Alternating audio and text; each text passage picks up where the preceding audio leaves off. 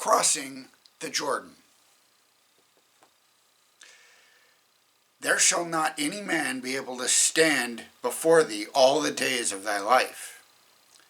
As I was with Moses, so I will be with thee. I will not fail thee, nor forsake thee.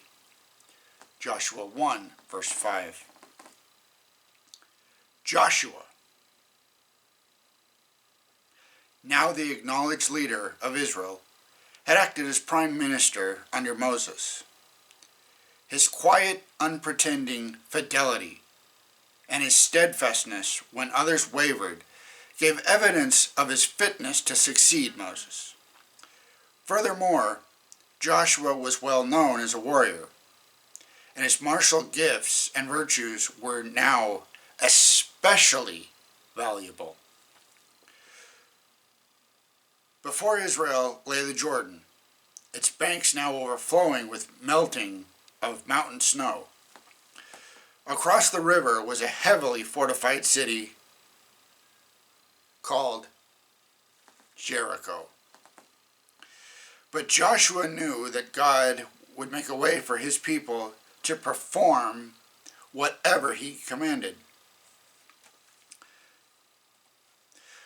When the time came to move forward, those carrying the ark containing the 10 led the way, separated from the rest of Israel by a half mile.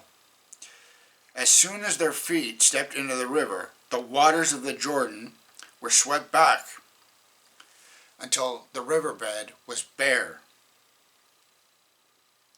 Then the priest stood in the middle of the river until all Israel passed through. This miracle made an enormous impression on both Israel and its enemies, filling the surrounding nations with terror.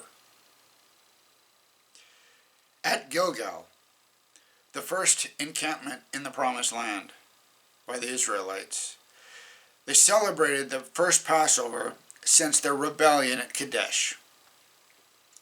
The manna ceased the next day.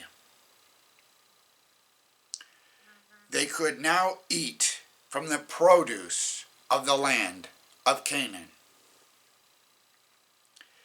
Heathen nations had reproached the Lord and his people because the Hebrews failed to take possession of Canaan, as they expected soon after leaving Egypt.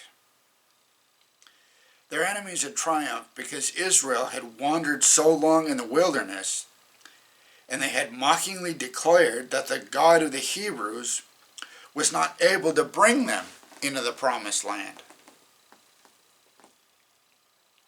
The Lord now had signally manifested his power and favor in opening the Jordan before his people, and their enemies could no longer reproach them. When we feel alone and a failure, the Lord often works in our behalf to part the Jordan in our lives.